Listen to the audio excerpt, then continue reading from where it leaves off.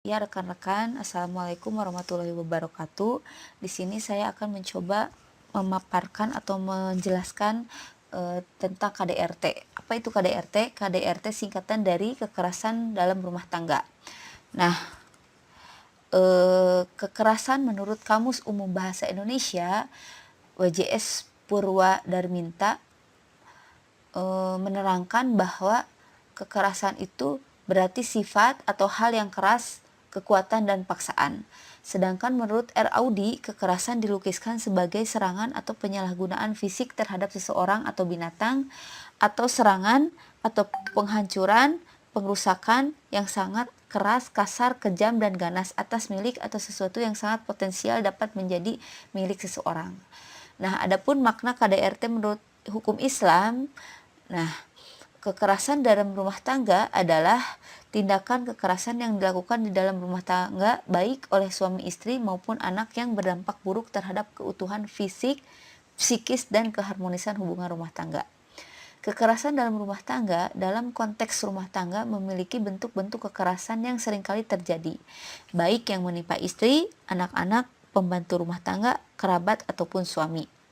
Contohnya, terdapat suami yang memukuli istri dengan berbagai sebab. Nah, adapun ibu yang memukul anaknya karena tidak menuruti perintah orang tua. Terus ada juga pembantu rumah tangga yang dianiaya majikan karena tidak beres menyelesaikan tugasnya, ataupun anak yang berani menganiaya orang tuanya sendiri. Nah, semua bentuk kekerasan dalam rumah tangga itu pada dasarnya harus dikenai sanksi karena merupakan bentuk kriminalitas jarimah. Nah, di zaman Nabi Muhammad SAW, rumah tangga beliau merupakan sumber contoh teladan bagi kalangan umat muslim lainnya. Tak hanya tataran sebuah motivasi yang diucapkan beliau, Nabi Muhammad SAW juga menerapkan di dalam rumah tangganya sehingga banyak dari para sahabat-sahabat Nabi yang mencontoh sifat dan tingkah laku beliau. Nah, ajaran Islam adalah rahmatan lil alamin, yakni menjadi rahmat bagi semesta dari mulai lingkup individu, keluarga, dan masyarakat. Nah, segala kekerasan dalam rumah tangga jelas tidak relevan dengan ajaran Islam.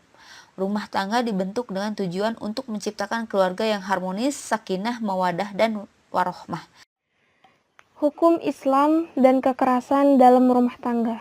Kekerasan dalam rumah tangga masih menjadi salah satu isu di bidang hukum keluarga muslim. Sebagian besar ulama memperbolehkan suami memukul istri jika ia tidak mau melaksanakan kewajibannya. Pandangan ini seolah dilegitimasi Al-Quran sebagaimana tergambar dalam Quran Surat An-Nisa ayat 34, yang artinya, kaum laki-laki itu adalah pemimpin bagi kaum wanita. Oleh karena Allah telah melebihkan sebahagian mereka, laki-laki, atas sebahagian yang lain wanita. Dan karena mereka laki-laki telah menafkahkan sebagian dari harta mereka. Sebab itu, maka wanita yang soleh ialah yang taat kepada Allah, lagi memelihara diri ketika suaminya tidak ada. Oleh karena Allah telah memelihara mereka.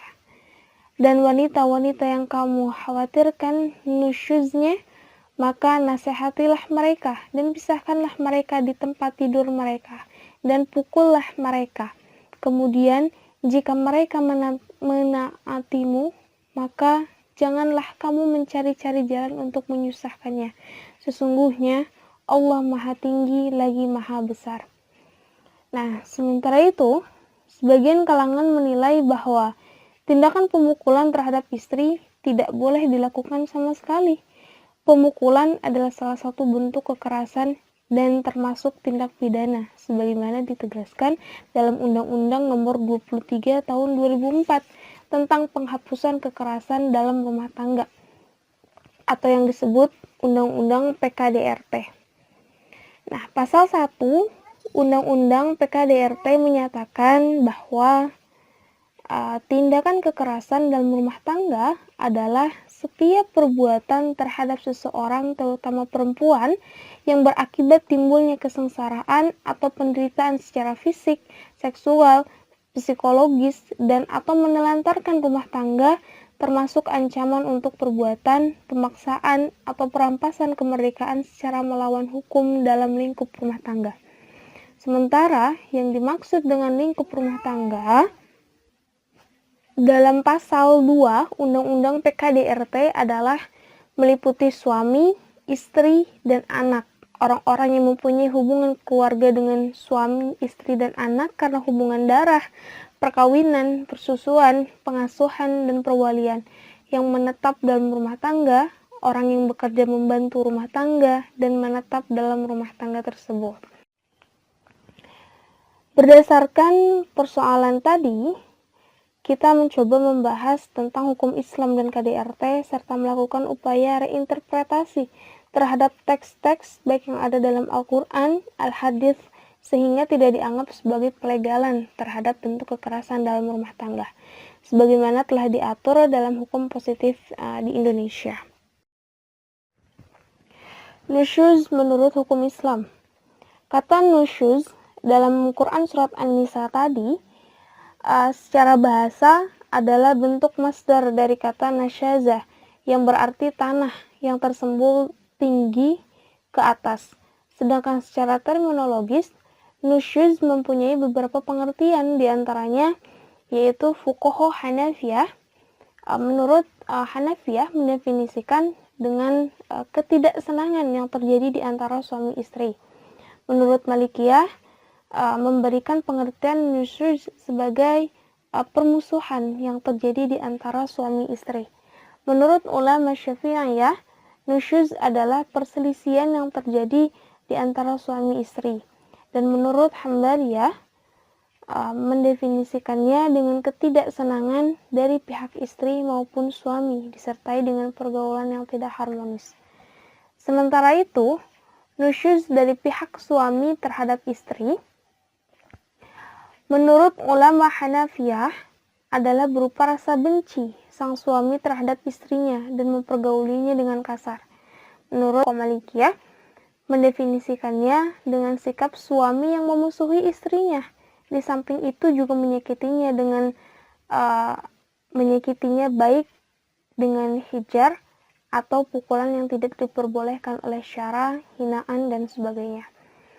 Nah, ulama Syafi'iyah mendefinisikan dengan sikap suami yang memusuhi istrinya dengan pukulan dan tindak kekerasan lainnya serta berlaku tidak baik terhadapnya. Sedangkan ulama Hambali memberi definisi sebagai perlakuan kasar suami terhadap istrinya dengan pukulan dan memojokkan atau tidak memberikan hak-hak istrinya seperti hak nafkah dan sebagainya.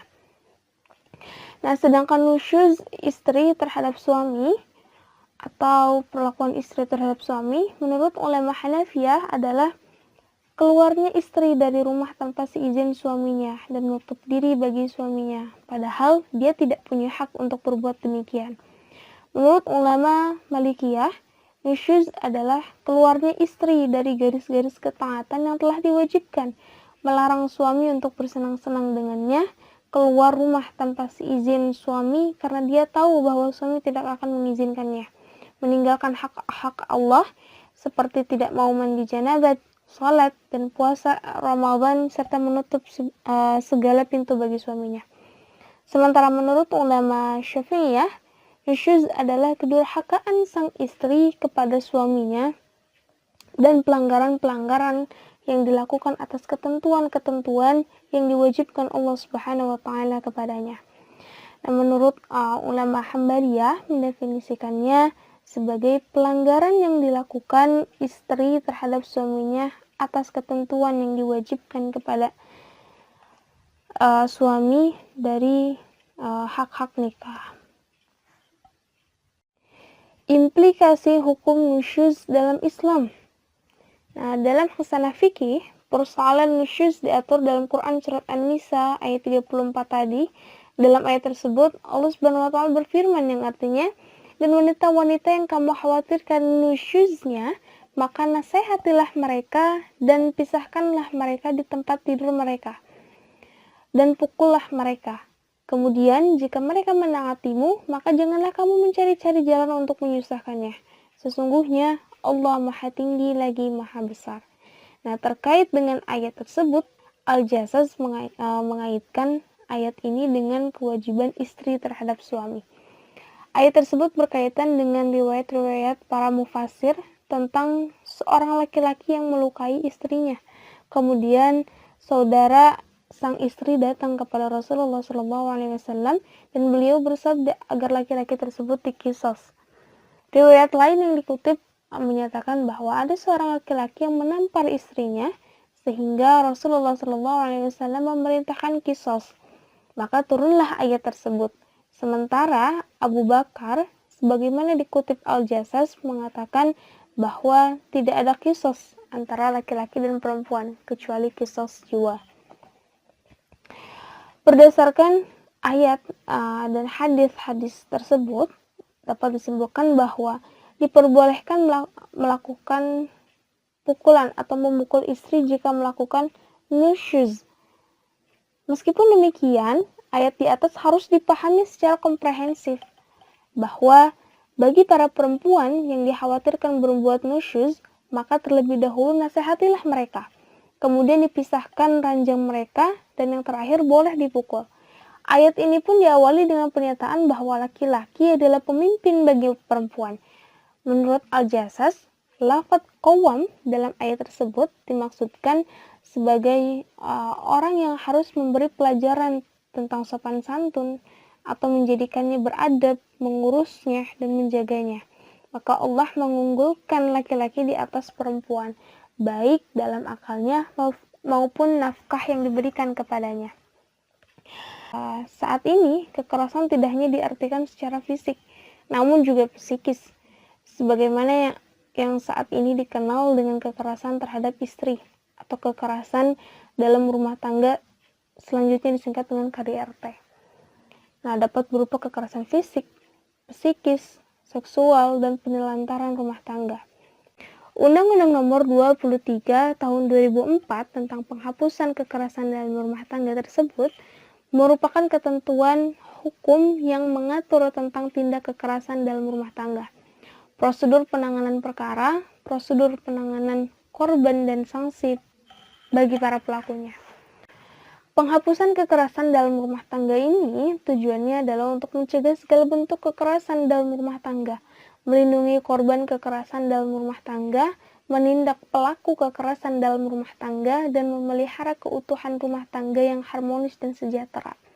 Secara tegas, kekerasan dalam rumah tangga diatur dalam pasal 5 Undang-Undang PKDRT yang menyatakan bahwa setiap orang dilarang melakukan kekerasan dalam rumah tangga terhadap orang dalam lingkup rumah tangganya dengan cara kekerasan fisik, kekerasan psikis, kekerasan seksual, atau penelantaran rumah tangga.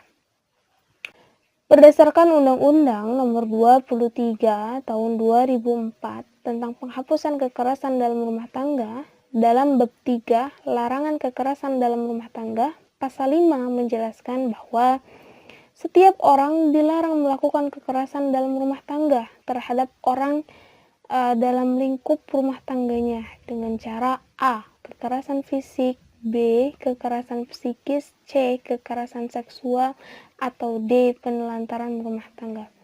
Sedangkan batasan-batasan mengenai keempat hal seperti kekerasan fisik, psikis, seksual, dan penelantaran rumah tangga telah dijelaskan oleh pasal-pasal selanjutnya. Konsekuensi hukum tindak kekerasan dalam rumah tangga. Dalam Undang-Undang PKDRT diatur jelas bahwa setiap orang yang melakukan kekerasan di ranah keluarga dijatuhi sanksi pidana sebagaimana diatur dalam bab 8 pasal 44 yang menyatakan bahwa 1. Setiap orang yang melakukan perbuatan kekerasan fisik dalam lingkup rumah tangga sebagaimana dimaksudkan dalam pasal 5 huruf A tadi dipidana dengan pidana penjara paling lama 5 tahun atau denda paling banyak 15 juta. Yang kedua, dalam hal perbuatan sebagaimana dimaksud pada ayat 1 mengakibatkan korban mendapat jatuh sakit atau luka berat dipidana dengan pidana penjara paling lama 10 tahun dan atau denda paling banyak 30 juta. Yang ketiga, dalam hal perbuatan sebagaimana dimaksud pada ayat 2 mengakibatkan matinya korban, dipidana dengan pidana penjara paling lama 15 tahun atau denda paling banyak 45 juta. Dan yang keempat, dalam hal perbuatan sebagaimana dimaksud pada ayat 1, dilakukan oleh suami terhadap istri atau sebaliknya yang tidak menimbulkan penyakit atau halangan untuk menjalankan pekerjaan jabatan atau mata pencaharian atau kegiatan sehari-hari, dipidana dengan pidana penjara paling lama 4 bulan dan atau denda paling banyak 5 juta. Sementara itu dalam pasal 45 juga diatur bahwa 1. Setiap orang yang melakukan perbuatan kekerasan psikis dalam lingkup rumah tangga sebagaimana dimaksud dalam pasal 5 huruf B tadi, dipidana dengan pidana penjara paling lama 3 tahun atau denda paling banyak 9 juta. Yang kedua, dalam hal perbuatan sebagaimana dimaksud pada ayat 1 dilakukan oleh suami terhadap istri atau sebaliknya yang tidak menimbulkan penyakit atau halangan untuk menjalankan pekerjaan jabatan atau mata pencaharian atau kegiatan sehari-hari, dipidana dengan pidana penjara paling lama 4 bulan atau denda paling banyak 3 juta. Pada pasal 46 juga menyatakan bahwa setiap orang yang melakukan perbuatan kekerasan seksual sebagaimana dimaksud dalam pasal 8 huruf A dipidana dengan pidana penjara paling lama 12 tahun dan denda paling banyak 36 juta. Pada pasal 47 menyatakan setiap orang yang memaksa orang yang menetap dalam rumah tangganya melakukan hubungan seksual sebagaimana dimaksud dalam pasal 8 huruf B dipidana dengan pidana penjara paling singkat 4 tahun dan pidana penjara paling lama 15 tahun dan atau paling sedikit 12 juta atau denda paling banyak 300 juta. Pasal 49 menyebutkan bahwa dalam hal perbuatan sebagaimana dimaksud dalam pasal 46 dan 47 mengakibatkan korban mendapat luka yang tidak memberi harapan akan sembuh sama sekali, mengalami gangguan daya pikir atau kejiwaan sekurang-kurangnya selama 4 minggu terus-menerus atau 1 tahun tidak berturut-turut, gugur dan matinya janin dalam kandungan atau mengakibatkan tidak berfungsinya alat reproduksi, dipidana dengan pidana penjara paling singkat 5 tahun dan pidana penjara paling lama 20 tahun atau denda paling sedikit 25 juta dan denda paling banyak 500 juta. Menarik untuk dicermati bahwa penelantaran keluarga juga bisa dijatuhi pidana sebagaimana diatur dalam pasal 49 yang menyatakan dipidana dengan pidana penjara paling lama 3 tahun atau denda paling banyak 15 tahun. Setiap orang yang menelantarkan orang lain dalam lingkup rumah tangganya sebagaimana dimaksud dalam pasal 9 ayat 1. Yang B, menelantarkan orang lain sebagaimana dimaksud dalam pasal 9 ayat 2. Jenis pidananya pun juga ditambah sebagaimana dalam pasal 50 Undang-Undang PKDRT, yaitu selain pidana sebagaimana dimaksud dalam bab ini, hakim dapat menjatuhkan pidana tambahan berupa A. Pembatasan gerak pelaku baik yang bertujuan untuk menjatuhkan pelaku dari korban dalam jarak dan waktu tertentu maupun pembatasan hak-hak tertentu dari pelaku. Dan B. Penetapan pelaku mengikuti program konseling di bawah pengawasan lembaga tertentu.